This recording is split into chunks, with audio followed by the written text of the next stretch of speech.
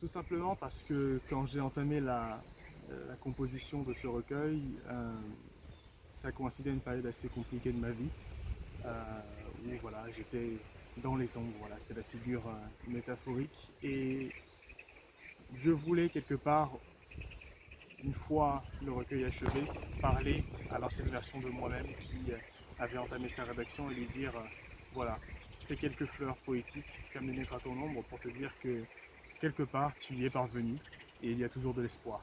Et je voulais transmettre cet espoir à chaque lecteur euh, pour lui montrer que voilà, il peut le faire aussi. Et la poésie aide à cela, l'écriture, l'art, l'humanité aide à cela. C'est pour ça que je dis que le verbe est la chose la plus importante dans ma conversation avec les Hespérides.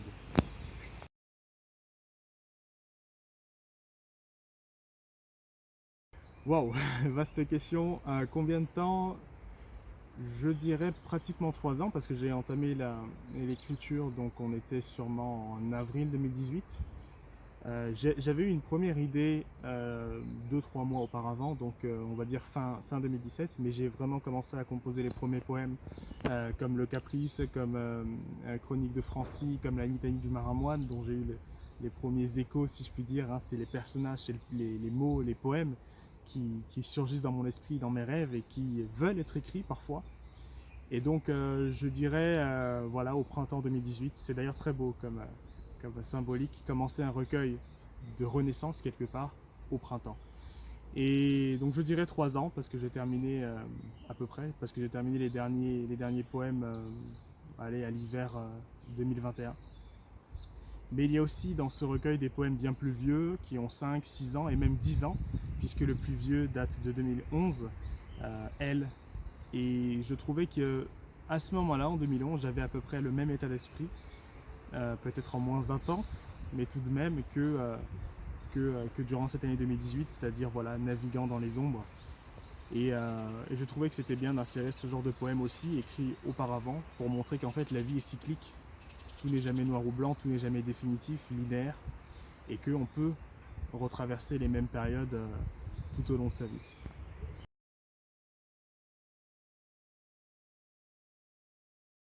Comme, comme je l'ai un peu dévoilé dans le titre, c'est ça, c'est vraiment. Vous savez, les lettres, c'est extrêmement intimiste. Moi, j'adore les lettres. J'ai toujours archivé, envoyé des lettres et puis archivé les lettres que je recevais. Et également les messages, les CMS et également les conversations sur les réseaux sociaux parce que je trouve ça extrêmement important. Je suis un fan des correspondances de grands écrivains, Flaubert, Camus, Maria Casares, etc. Et voilà, la lettre induit cette connexion, cette intimité. Et ça, je pense, décloisonne davantage un art qui pour moi n'est pas cloisonné, la poésie, qui va direct à l'intime de son auteur. Et je voulais parler directement comme un murmure au creux de l'oreille du lecteur pour lui dire voilà, je parle à ton ombre, à la partie la plus sombre de toi, pour essayer de lui apporter de la lumière. Et l'objet de ce livre, c'est vraiment un voyage aux Hespérides. Les Hespérides, qu'est-ce que c'est? C'est un pays peuplé d'or avec trois jeunes demoiselles absolument magnifiques. Pour les femmes, on peut dire trois hommes ou trois êtres hermaphrodites, je ne sais pas. Mais voilà, c'est vraiment l'idée qu'on rencontre ses rêves, qu'on rencontre la plénitude avec une nature luxuriante et abondante. Et le message, c'est ça, c'est qu'on part des ombres pour arriver vers la lumière.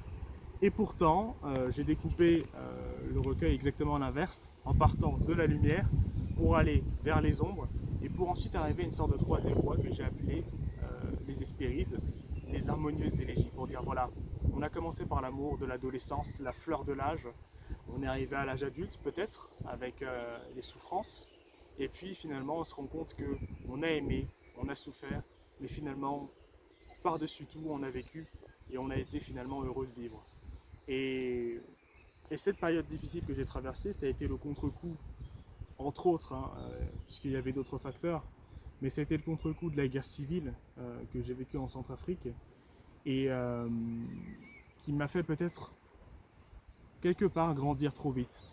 Et avec ce recueil, j'ai voulu recoller les morceaux de lumière, d'amour et d'adolescence et d'enfance pour, voilà, les améliorer, pour les embellir avec ce que j'étais devenu, c'est-à-dire l'homme qui accepte cette part de souffrance de son passé et qui essaie de regarder l'avenir un peu plus sereinement.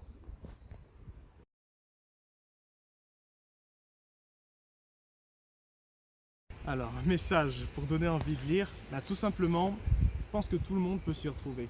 Alors certes, il ne faudra pas toujours faire attention à la forme du poème, c'est-à-dire qu'il y a des poèmes extrêmement techniques que j'ai composés, je ne le cache pas, mais également des poèmes voilà, beaucoup plus simples, beaucoup plus abordables, notamment en vers libre, parce que je voulais vraiment parler à tous les lecteurs, montrer vraiment que la poésie était diverse, c'est-à-dire qu'il y a du haïku dans ce recueil, il y a du sonnet, il y a des odes, il y a de la poésie en vers libre, il y a de la poésie en prose, assez narrative.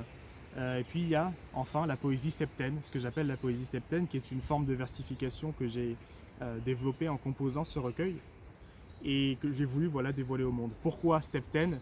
Parce que ça suit tout simplement le rythme, on va dire, du chiffre 7, qui est mon chiffre favori, et puis que j'ai composé de telle sorte à ce que ça se lise un peu comme un mini concertino, vous savez, ces compositions de musique savante et d'opéra, que voilà, j'ai voulu rendre accessible. Et ce recueil, c'est un peu comme si on écoutait de la musique tout le long, et comme si aussi on assistait à un spectacle, parce que voilà, j'ai voulu le découper avec des sortes d'entractes, des rappels de scène, des encores, et donc voilà, c'est une poésie accessible qui traite, je pense, de nombreux thèmes dans la vie, comme la mort, comme l'amour, comme le désir, la sexualité, comme la dépression, comme la paternité, la maternité.